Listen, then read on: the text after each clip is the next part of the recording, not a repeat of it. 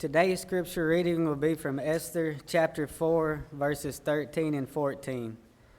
Then Mordecai commanded to answer Esther, "Think not with thyself that thou shalt escape in the king's house more than all the Jews.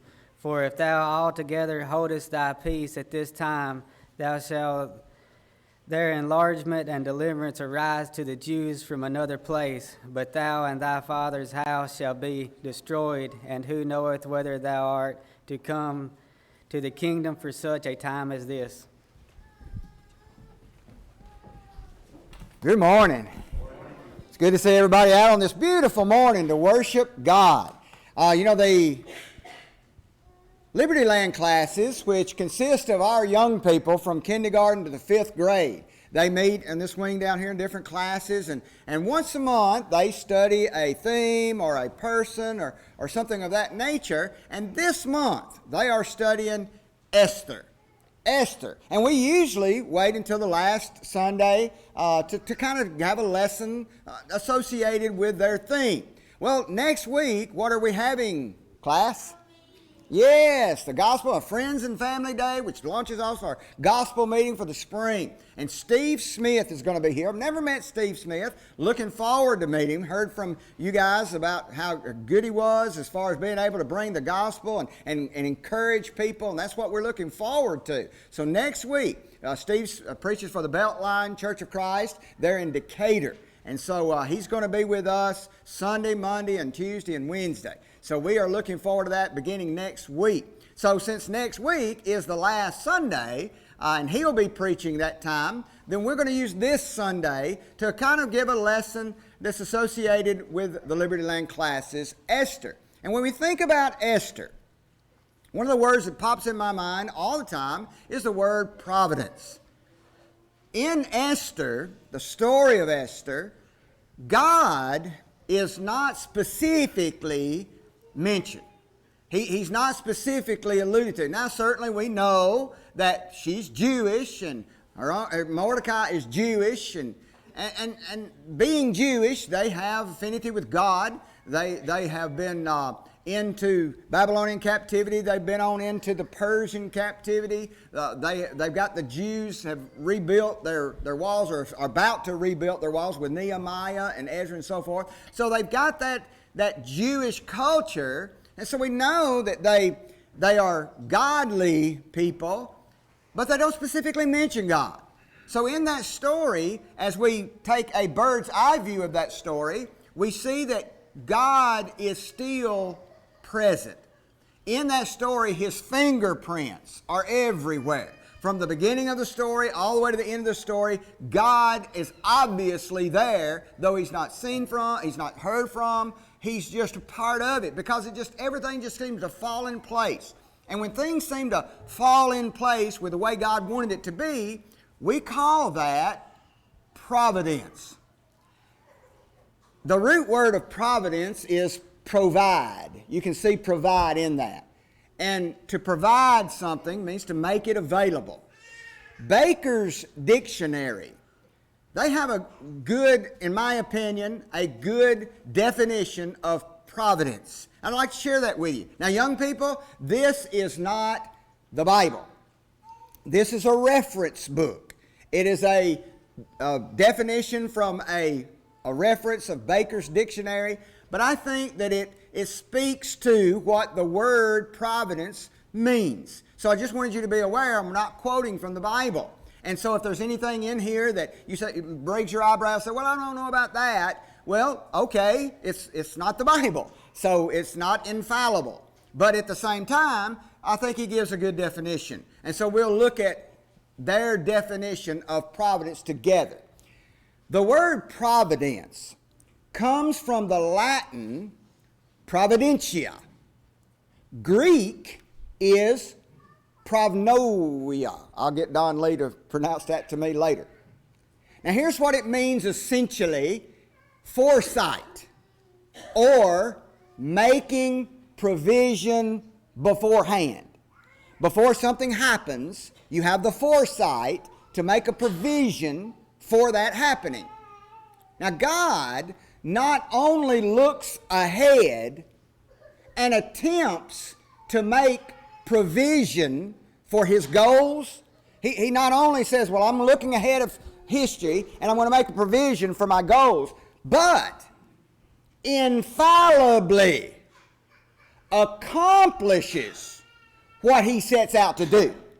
He's not only saying, well, this is coming in the future, I think I'm going to make some provisions toward those goals.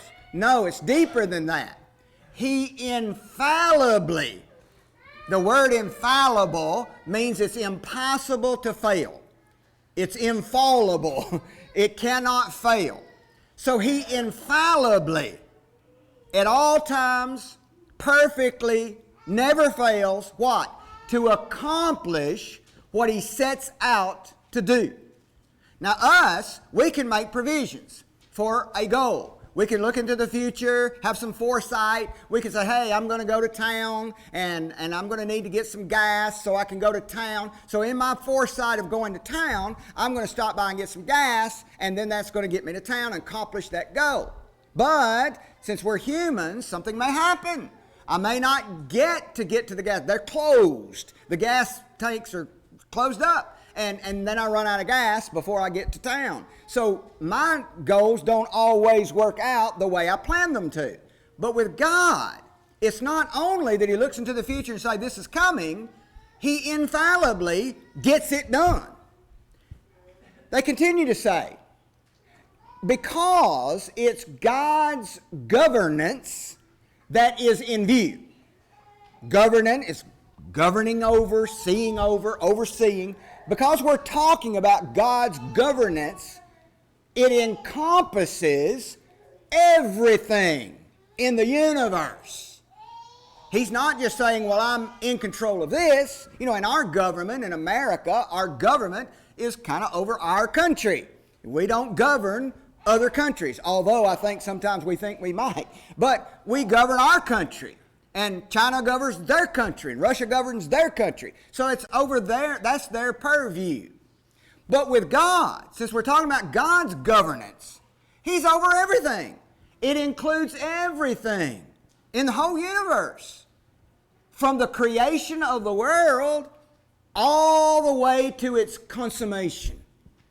Inclusive, that means everything's included, of every aspect of human existence and destiny. In other words, if God says, I want this to happen, he's got the resources of the entire universe at his control to make sure that it does happen the way he wants it to happen. Continuing on. Now, providence then is the sovereign. Sovereign means somebody is in complete control. We are a sovereign nation here in America. France is a sovereign nation. They don't tell us what to do. We don't tell them what to do. We're sovereign. We're in control of our own stuff. Well, with God, he is ultimate sovereign. He's ultimately in control. So, providence then is sovereign, divine, that's godly, superintendence of all things. When somebody is a superintendent, they are above all. Super means above, sub means below. So they're superintendents. He goes on to say, of all things, guiding them toward their divinely predetermined end. So when God says, I want this to happen, everything he is in control of guides it toward that goal. He goes on to say that it is consistent with their nature, created nature, all to the glory and the praise of God. So God is not going to force me to do something. It's got to be consistent with my created nature. God created me to be a free will person. I can make decisions. I can just choose. Well, God said, well, okay, I still want this to happen. David, I'm going to give you the opportunity to be involved in that and to get it to happen, but I can choose not to. I can choose not to be involved in it. And so he will just get somebody else. He will do something else. But the ultimate intended goal will happen, period. And it's all to the glory and praise of God. This divine, sovereign, and benevolent control of all things by God is the underlying premise of everything that is taught in the Scriptures. Everything that we look at in the Scriptures, we know there is an underlying premise, a truth. What is it? That God is in control. God is sovereign. God executes His providence.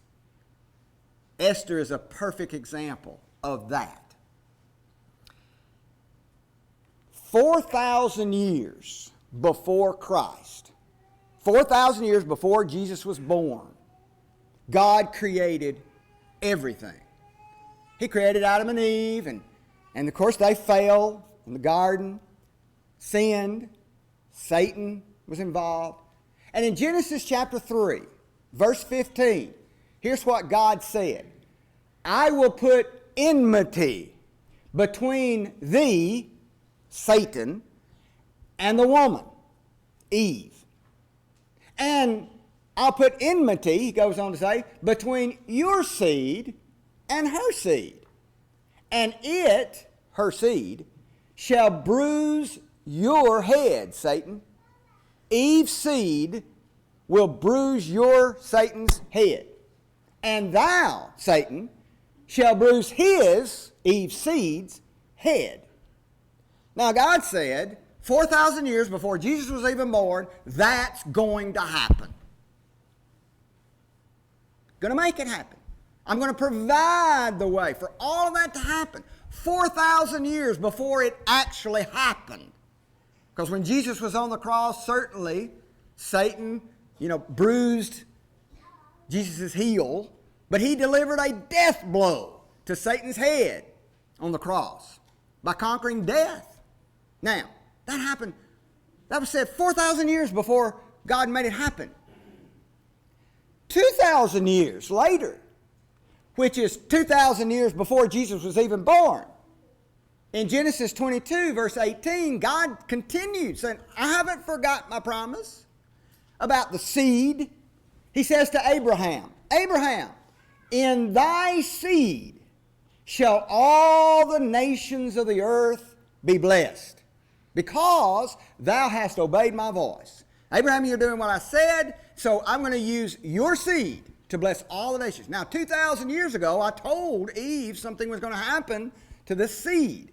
But that seed promise is still on God's mind 2,000 years later, and he tells Abraham, it's going to happen, I haven't forgot about it. And sure enough, 50 A.D., 50 years after Christ was born, and then he died in 33 A.D., so a few years later, here's what Paul wrote in Galatians, to the Galatians. Chapter 3, verse 16. Now, to Abraham and his seed were promises made 2,050 years ago. Paul's writing. 2,050 years ago, he made some promise, seed promise. He saith not now to seeds as of many. He's not talking about a lot of people, but as of one, a specific seed. And to thy seed, which, he tells us, is Christ. 4,000 years before Jesus was born, it was prophesied Christ would be the seed. 2,000 years before Jesus was born, prophesied Christ would be the seed. And then after Christ was born, lived, died, buried, resurrected, sent into heaven, it happened just the way God said. There would be many things that could stop it from happening. Many things that could stop Jesus from being born. Could stop this Jewish seed, Abraham's seed, from culminating. In fact, one thing almost did. 485 years before Christ was born, there was a fella named Haman. We'll talk about him just in a brief second. And he thought this is in Esther chapter 3, verse 6. He thought scorn. He was angry. What? To lay hands on Mordecai alone. I'm going to kill Mordecai, who was a Jew. For they had showed him the people of Mordecai. Wait a minute. I'm not only mad at Mordecai, who's a Jew, I'm mad at all of Mordecai's people. All the Jews. He goes on to say, wherefore? Because of that, Haman sought to destroy all the Jews. They were throughout the whole kingdom of Ahasuerus, which is Xerxes. And I'll be calling him Xerxes because it's only got 2 syllables. And Ahasuerus has got a lot more.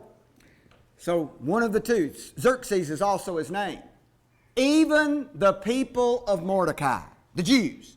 So 485 years before Christ was born, I'm going to kill all the Jews. And if I kill all the Jews, there will be no more seed. If there's no more seed, there's no Christ. But wait a minute. God said there would be a Christ. There would be Jesus. How in the world is God going to fix it to where the Jews are not annihilated so that Christ can be born? And it all happens, this is just a sample of God's providence in the story of Esther. And you remember that Xerxes was the king of Persia. And he had Jews all throughout the Persian Empire just settled in. They had brought him from the Babylonian Empire, and then they conquered the Babylonians. And now they're the strong world superpower. And there's Jews scattered all throughout the empire. One day he had a big party, 180-day party, long party. At the end of that party, Xerxes, of course, during that time, he showed all of his, look at my kingdom, look at my power. Anybody who was anybody. If you were the senator, or you're the representative, you were the mayor, you're the sheriff, anybody who was anybody could attend this party. And they did, off and on, through 180 days, a long time. But during the finishing up of that, he said, I got one more thing to show you. I want to show you my queen, Vashti. I want to parade her in front of all of you people. Show you my greatness. And she's one of them. And Vashti said, no. I'm not coming to be paraded in front of all your folks. Like you've paraded all the other stuff you've got. Not me. And so the people come to Xerxes and said, you got to do away with this woman. If she denies your power, then all the men in all the empire could not make their wives do anything. We got to keep the women where they belong, under our finger. So you got to do something with Vashti. Well, ultimately he banished Vashti, and now he don't have a queen. So he said, I tell you what, I got an opening for a queen. Anybody that wants to come and audition can, and apparently they did audition. They just dressed up and come and stood in front of him. I don't know if they said anything, and this went on for about 3 years. Now Mordecai was a Jew who was sit at the gate of Xerxes. Maybe he was a messenger, maybe he was something else, but he sat at the gate. Very important position to sit at the gate of the presidential palace. And so he heard about this going on. People coming from all over the empire to be looked at by Xerxes. And I'm going to choose me a queen out of these women. Mordecai said, hey, I want to go and get my family member. Maybe it's his niece. Somebody said maybe his cousin, but let's call it his niece. So he went to his niece and he said, niece, I would like for you to go in front of Xerxes, and perhaps he will pick you to be the next queen. Now she thought to herself, there's no way that he's going to pick me because I'm a Jew. And it's already a lot of anti-Semitism in this Persian Empire. Has been since Daniel's day, and even before that, with Shadrach, Meshach, and Abednego, threw them in the fiery furnace, for goodness sakes. So perhaps he won't pick me. And Mordecai said, yeah, you're right. He's certainly not going to pick a Jew to be a queen of the Persian Empire. Your name is Hadassah, a Jewish name. Tell you what, we're going to change your name. We're not even going to tell him he's a Jew, that you're a Jew. We're going to change your name to Esther. Esther is the Persian word for star. We're going to call you Star. So you go up there in front of the king, Xerxes, and when he looks at you, what's your name? Don't tell him you're Hadassah. Don't tell him you're a Jew. Tell him your name is Star, Esther. Well, lo and behold, after all them women, for all those years, he picks Esther to be the next queen. Now, Haman was his right-hand man. And Haman was a proud man. And he felt like that everybody owed him all sorts of honor and power, especially those stinking Jews. Hate them.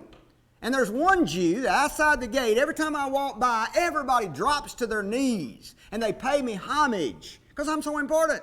But not Mordecai. He's like them old Jews of the day, Shadrach, Meshach, and Abednego, who would not bow the knee, you know. So Mordecai would never bow to me. I can't just kill him, you know, because I don't have that kind of power, but I'd sure like to kill him. So Mordecai remained in his powerful position sitting at the gate, and he heard about some folks, some chamberlains, that were making a conspiracy to assassinate Xerxes. Now, Mordecai didn't want his king to be killed, so he got word into the palace, and sure enough, an investigation was opened. They looked into the accusation and found out that these guys were, in fact, conspirators, terrorists, and they were going to assassinate King Xerxes. And so they were arrested, and the assassination never happened, and so they sat down and they put it in their news, their chronicles, and they wrote it all down in the newspaper, wrote it in the books, the chronicle books, that Mordecai stopped the potential assassination of Xerxes. That was wonderful. So Haman got mad about that, no doubt, too. Haman couldn't stand Mordecai. Got to get him killed. Well, he kind of come up with an idea. I will get him killed by telling Xerxes to pass a law. And that law is going to be that you can kill all the Jews in the whole empire, wherever they live. Because King Xerxes, these Jews, I mean, they're troublemakers. We're going to look back in their time. Solomon was their great king. David, he killed so many Philistines back in the day. We can't trust these Jews. We need to wipe them out. Xerxes said, yeah, you're right. They're a potential danger. They're a present danger to to our Persian empire. We got to get rid of all the Jews. So the law was on a particular day, and about 12 months down the road, got to give us plenty of time to get the word out, that on a particular day, you can kill your Jewish neighbor.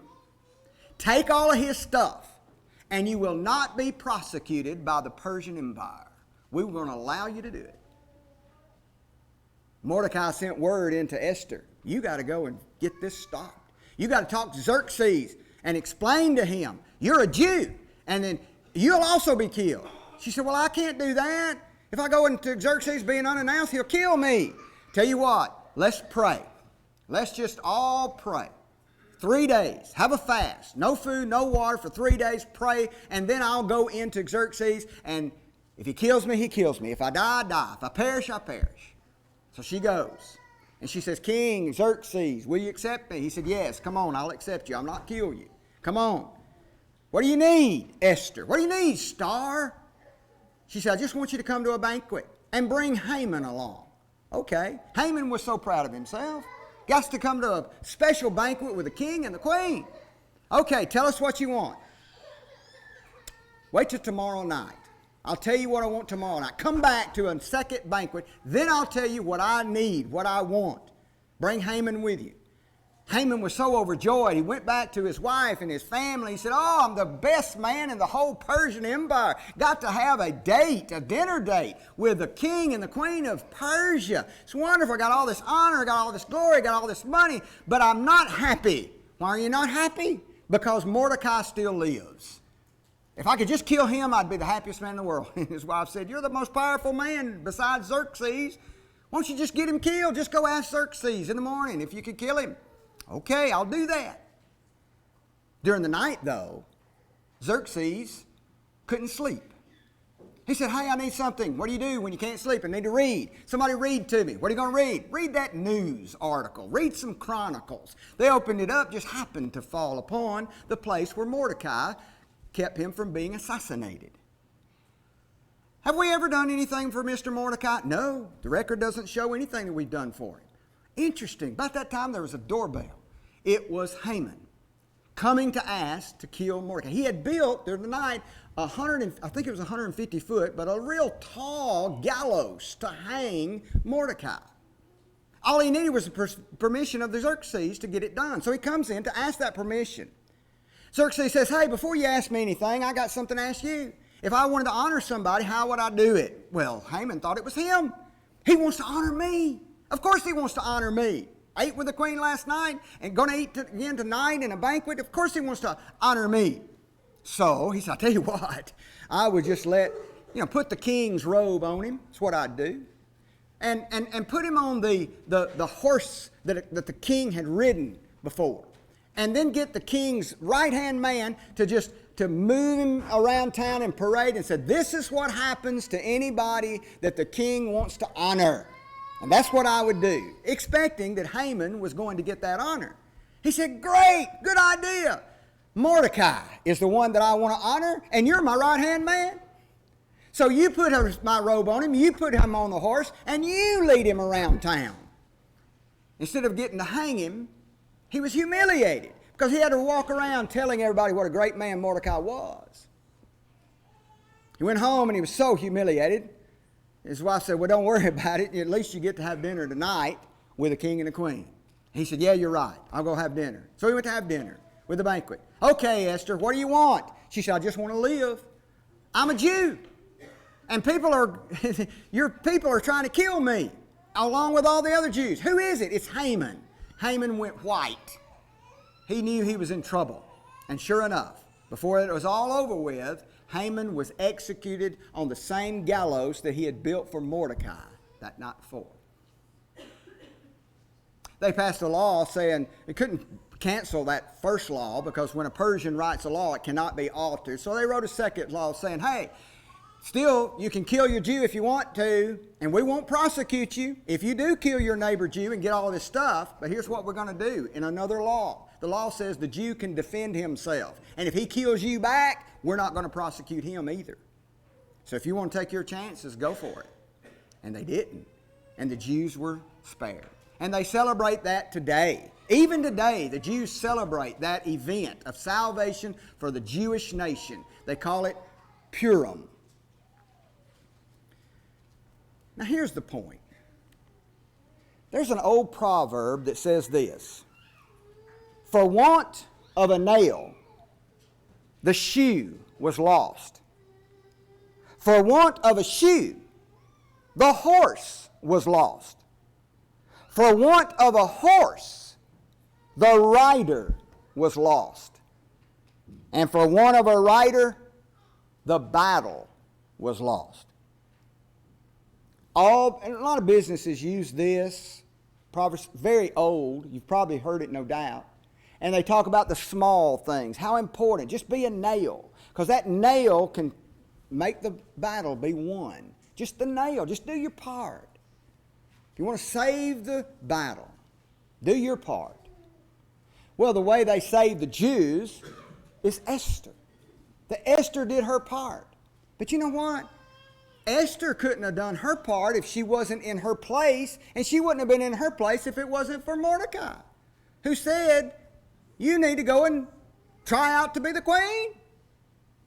And Mordecai wouldn't have even asked Esther to go out and try to be the queen if Xerxes had not passed a petition, bring all the women and see which one would like to be the next queen, which one I will choose.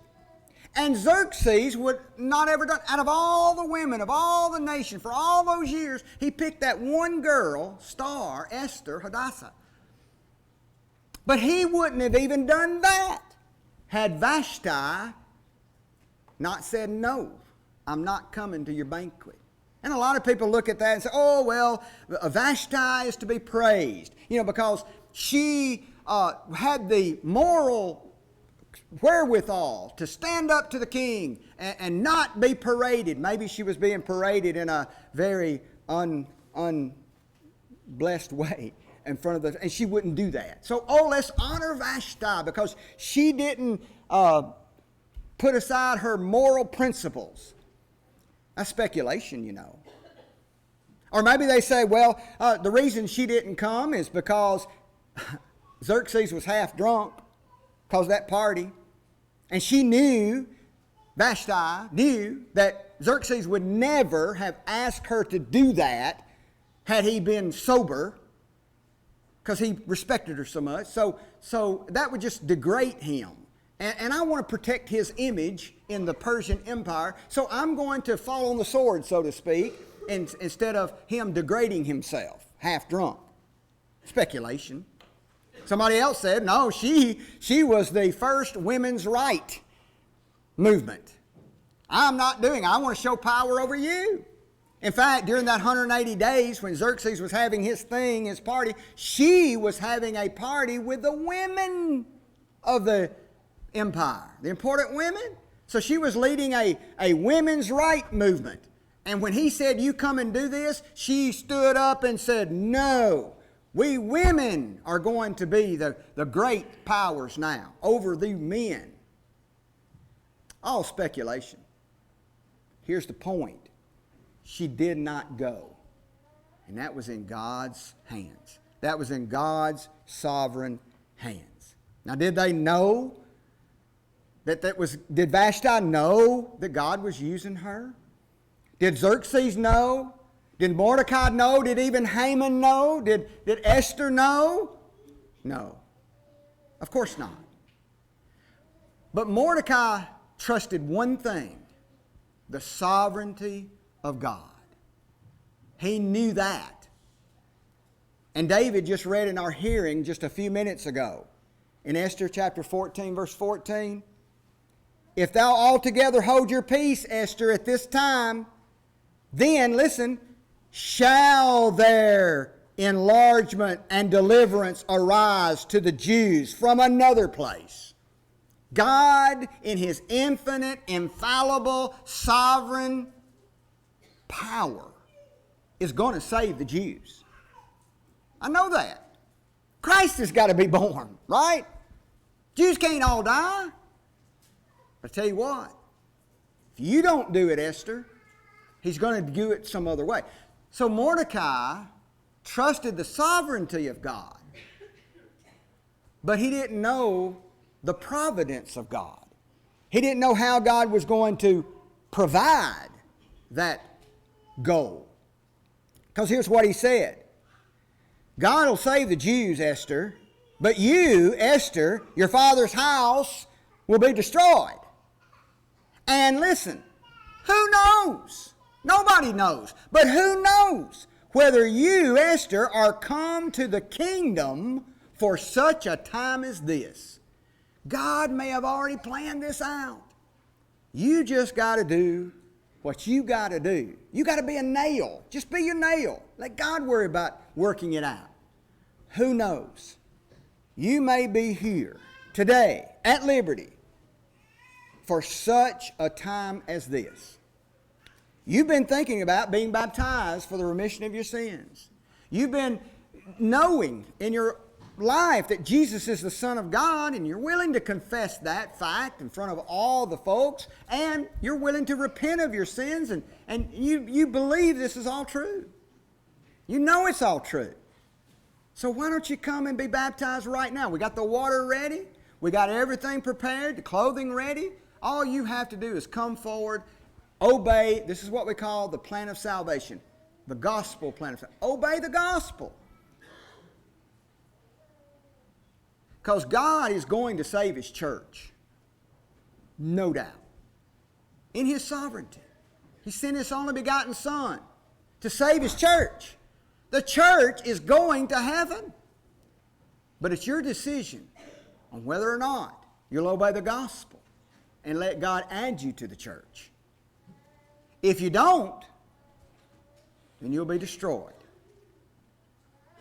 But if you do, you'll be added to the church will go to heaven.